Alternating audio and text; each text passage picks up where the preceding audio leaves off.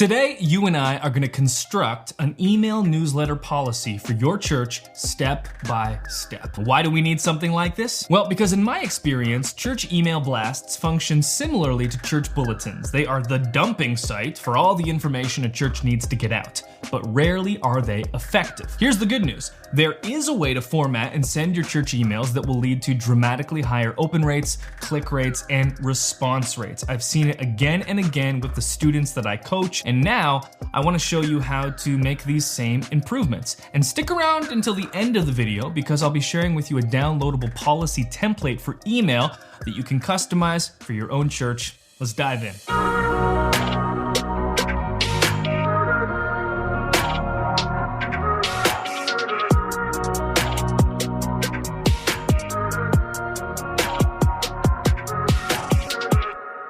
Well, hey there, I'm Brady Shearer. This is Pro Church Tools, and we're here to help your church navigate the biggest communication shift in 500 years. If you're new, consider subscribing, and if you learned something from this video, please hit the thumbs up button. It really does make a difference. And if your church is ready to take its next big leap, that's what we built Nucleus for. The next generation of church software dedicated to seeing more next steps and life change at your church. With Nucleus, your church gets a modern website builder, sermon engine, giving platform, social media library, and unlimited stock footage. Thousands of churches use Nucleus, and you can get started for free with no credit card required. Just head to nucleus.church to start your 30-day free trial. Again, that link is nucleus.church, and you'll also find it in the description below. So I've structured the content of this video into a series of rules, the 7 rules for writing better church email newsletters. And this is the latest video in a series on church policy as it pertains to digital media and creativity in churches. The first video was on church growth and how to properly measure it, and that is a crucial video to watch, required viewing, because it's in that video where we establish the weaknesses of church attendance as a tool for evaluation and recommend instead a more holistic and accurate measuring stick, next steps. And then I published 2 more videos in this series on policy, one on church communications policy as a whole, and another on social media policy specifically. They're all linked in the description below, and I highly recommend you watch all of these in the series so far because they're all different pieces in the overall puzzle. Miss one piece of the puzzle, and you'll never get the full picture of how this is all supposed to look. And today we're tackling email, so let's begin with rule number 1. Every email should be sent from a real person. So instead of sending your newsletter from Grace Church, edit the from field to read Pastor Jamie in Grace Church. Now, why would this matter? Well, simply because humans connect more with other humans than they do with brands or organizations. And personalizing your emails in this way will immediately translate to higher open rates, click rates, and response rates. Now, let's be clear. This type of personalization wouldn't work for every type of company or organization. For example, if I find myself on the newsletter for The Gap, I'm not really interested in hearing from their CEO or the head of communications in my region personally. But my belief is that church should be family, a close-knit community of like-minded people all following the way of Christ. So instead of writing your emails like a big brand would, all corporate-like, make them personal, because that's closer to how we communicate to our churches offline. Not to mention, it contributes to higher open and click rates. To that end, make sure to sign off each email with the sender's name also. For example, at the end of each email, you could put something like, "Talk soon, Pastor Jamie, Grace Church." Now, when it comes to who this email should come from, if we're talking strictly about effectiveness, sending it from your lead pastor will yield the most clicks, opens, and responses. And that's simply because your lead pastor is likely the one that does the majority of your church's preaching, and thus is the most visible person at your church. Now, if your lead pastor does not have the bandwidth or the know-how to write and send out these emails, it's totally okay in my books to prep the emails for them, have them sign off, and then send them out, as long as they look it over first so they know what's being said. In fact, I was speaking with a mentorship student about this last week, and they told me they sent out an email this way, where the pastor didn't write the email themselves, but they signed off on it. They followed these rules that you're learning right now, and the pastor was so surprised by how many more people opened the email, clicked it, and responded. And I'll be sharing with you a real example of what an email can look like when it follows all these rules later on in this video. Of course, it's also perfectly fine to send from another person in leadership at your church as well. Just try to keep it consistent. Send from the same person week after week. That's how you build rapport. All right, rule number 2, ditch the fancy graphics, plain text only, please. And here's the bottom line. Plain text emails feel personal. Emails filled with fancy formatting and graphics feel promotional. And when you receive an email from a brand or organization, it's more likely than not going to be filled with fancy formatting and graphics. When you receive an email from a friend or family member, it's more likely just going to be plain text. So my question to you is, do you want to posture your church like a big brand, or send emails that feel like they're coming from friends and family? Because to me, again, our churches should feel a lot more like friends and family than Target. And if effectiveness is your highest aim, ditch the creative designs for plain text. Plus, this will be easier for you because now you won't need to design fancy emails, you can just write. And this gets to the bigger question of what we're as churches trying to do with our email newsletters. For me, I always want to prioritize effectiveness. That means driving more next steps to affect life change in my church. And for that reason, I try not to get too attached to a certain way of doing things. If it's effective, I do it, so long as it's not morally questionable. If it's not effective, I won't do it. And I really don't care if we've always done it another way, because if I can demonstrate that a different approach is more effective and will translate to more next steps and thus life change in my church, then that's what we should be doing. Because effectiveness is our highest priority, not tradition, not familiarity or comfort for church leadership. And this is why going through the first video in this series on evaluating the effectiveness of our churches is so imperative, because if you can't demonstrably prove that what your church is doing is or is not contributing to more next steps, you can't make smart decisions. You're just guessing, which is the place most of our churches find ourselves in. And if you're watching this video right now thinking, yeah, I'm on board with that, Brady, but how do I convince my senior leadership? Here's what I'd say to you. It's your job as a communicator to lay out why this kind of stuff is important. And the first step in doing this is to make sure that everyone's on the same page with what the church is trying to accomplish. And that's the first video in this series. And then once you're all on the same page, you all want to get to the same destination, you can then show senior leadership your ideas for ways to do this. And they might be hesitant or skeptical at first, but if they're good leaders, they'll at least let you experiment and give you a chance. And then it's your job to create light bulb moments for them where it all makes sense. Because you sent out an email and it got twice as many opens and way more responses than any other email we'd sent before. Now you've got some more trust with senior leadership, and they're more likely to let you experiment with something else. And you work this process repeatedly to affect change. But this all starts with challenging the idea that attendance is our ultimate barometer for life change. And most of our churches still believe that. And if that's your fundamental belief, then out of that will come communications that promote and promote and promote. And what better time to make some permanent change than in a pandemic, when in-person gatherings are limited to varying degrees all around the world. And just to back up what I've been saying in this rule with some data as it pertains to plain text emails, HubSpot published a report that I'll link in the description below. A few excerpts that stand out to me. Through all of our testing, there's one hard truth we've discovered. Nothing boosts opens and clicks as well as an old school plain text email. And in every single A/B test, the simpler designed email won. The emails with fewer HTML elements won with statistical significance. Rule number 3, send your emails at the same time each week. The truth is, consistency creates routine. And by sending out your email newsletter at the same time each week, your church will become accustomed to a predictable pattern of communication. I have a pastor friend that always sends out his emails to his church on Wednesday afternoons. For me at Pro Church Tools, I always send mine out on Tuesday mornings. And look, don't stress too much about the ideal sending times. It's much more important to pick a time and then stick with it once you've made your decision. Rule number 4, include a PS at the bottom of each email. So I want you to think about how you and I read emails for a moment, because we don't really read them, do we? I mean, at least not word for word. Instead, we skim.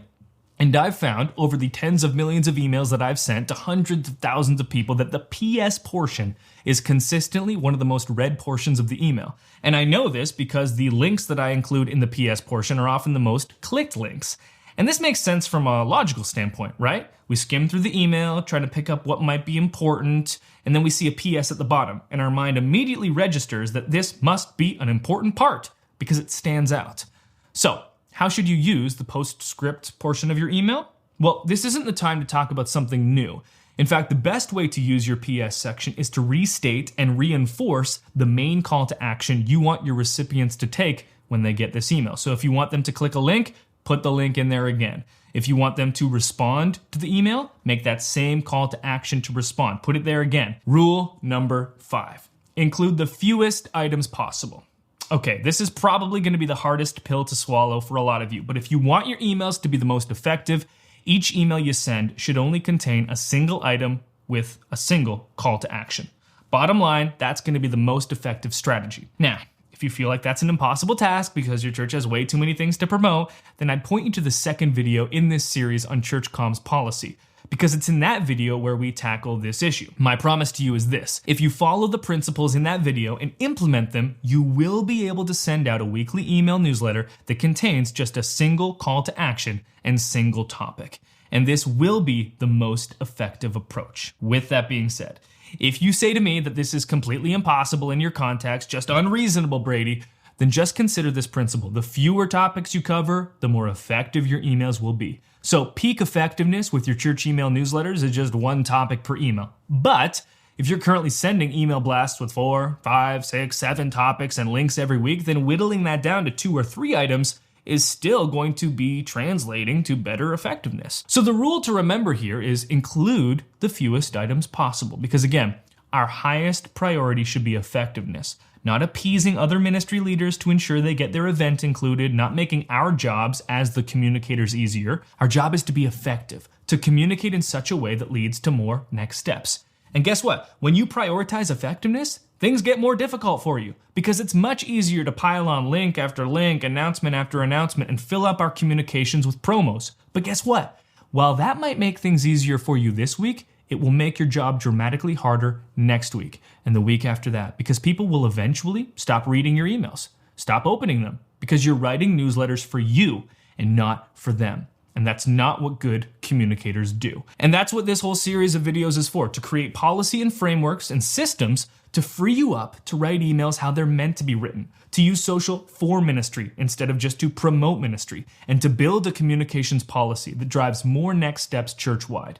And good work like that, it's not always easy, but it's worth it, because the stakes are too high here, because the work we do has heaven and earth consequences. So don't take the easy way out, because it will come at a cost. Whew, I am worked up today. Come to an inflection point in this series, and I'm just going in on people, I guess. Rule number 6, inspiration over information. Look, I get it. There's a lot to communicate and talk about in your church, especially now. The increased pressures of the pandemic are putting added weight on our communication systems. Still, don't allow your weekly emails to devolve into dry, information-heavy bulletin replacements, because again, this may serve as a short-term solution for making sure you get to promote every event, but in the long term, you'll worsen your open, click, and response rates by conditioning folks to ignore your emails. Prioritize inspiration and storytelling in the emails you send instead. And I'll be showing you a real example here in just a second. But first, we've got to get to our last rule. Rule number 7, practice A/B testing. So in every church, there are certain ways of doing things that are tremendously difficult to challenge and change. And for many churches, email newsletters fall into that camp. I will say emails have nothing on bulletins. Lord help me for the next video I need to make on that topic. So here's my challenge to you. Perhaps there was a rule or two in this video that you heard and you were immediately skeptical about it. You thought, sure, that might work at another church, but you don't know what I'm dealing with in my church. And look, you're right, I don't know the precise situation you're in, but I have mentored hundreds of students in churches personally, and across my podcast, YouTube channel, and blog, tens of thousands of churches have taken my advice for digital communications and implemented it, and seen increased effectiveness. So here's my challenge. Email is one of the easiest platforms to do A/B testing on, meaning you can send out an email newsletter to your entire list, send half of your list one version, and send the other half another version. See what does better. So let's take rule number 2 as an example. I'm a huge advocate of plain text emails because I think they're more effective. But let's say you don't believe me. It's totally fine. Let's put it to the test. Send out your next email newsletter where half of your recipients receive a plain text version and the other half receive the fancy graphics heavy HTML version, and then look at the data and see which performs better. Because one of two things will happen. Number 1, you'll prove that you were right this whole time, but you'll now know that it wasn't just a hunch, but your church proved it with their actions. And that's an important data point to have. Alternatively, you'll see that my approach was more effective, and now you have a more effective approach to email, which means more next steps and life change in your church. So either way, you win. Because here's the thing. You owe it to your church to be the most effective communicator and leader you can be. And one of the best ways to make improvements is to practice A/B testing and get unbiased data on best practices for your specific church context. And if you don't currently use a tool that can do A/B testing, allow me to recommend ConvertKit. This is the email software we use at my organization, Pro Church Tools.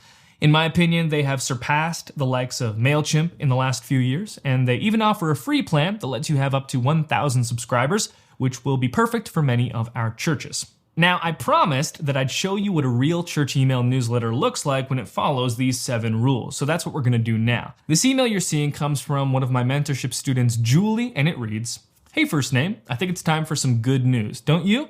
Julie talks a lot about the negativity we're all facing right now and then asks her church to respond to any or all of the following questions. What good have you witnessed recently? What good has God brought into your life? What good has God prompted you to do for another? And Julie then puts on her storytelling hat and answers one of these questions herself by talking about a way that she brightened the day of her mother-in-law who had recently broken her femur. Julie then asks her church to respond to one of these questions by hitting reply and sharing their story. She signs her name and adds a PS in the bottom, reiterating that same call to action. And here are the results from this email. The last time I spoke with Julie, she had received 21 replies to this email, way more than she had ever gotten with previous newsletters. And that means 21 people were sharing their stories of life change and how God is moving even amidst a season of great change and difficulty for many. And now, with permission, Julie's going to take these stories and turn them into future social posts. And this is the perfect example of a church email newsletter done right. And pay special attention because there's no event promotion in that email whatsoever. You know, maybe you've heard me say before that we should be using social and email to do ministry, not just promote ministry. And perhaps you're not certain what I mean by that. Well, this is what I mean by that. Because remember, we need to get past the mindset that in-person attendance is the best and only barometer for life change in our churches. It is not. And here we have 21 individual conversations where people are sharing their testimonies with each other, relationship is being built, faith is being built as we hear how God is moving powerfully in the lives of others in our church family. And then we turn those into public social posts so our whole church can grow closer together and closer to God as we collectively see our faith and trust in God increase because we see what He's doing uniquely in our faith community through the people that we know. That is demonstrable life change. That is people putting their faith in God and becoming more like Christ. And it all started with a simple email newsletter. In the description below, you're going to find a link to the full written guide of this video. And in that blog post, there's a download link to this policy in written Google Doc form. So I encourage you to download that, customize it, and formalize this policy in your church. And remember, this is just one of 4 videos in this series on policy and building a church comms ministry from scratch. Make sure you watch through the other 3 videos so you'll get a full picture of how each of these puzzle pieces is meant to fit together. Thanks so much for your time as always. If you learned something from this video, please give it a thumbs up. It really helps. Talk to you soon.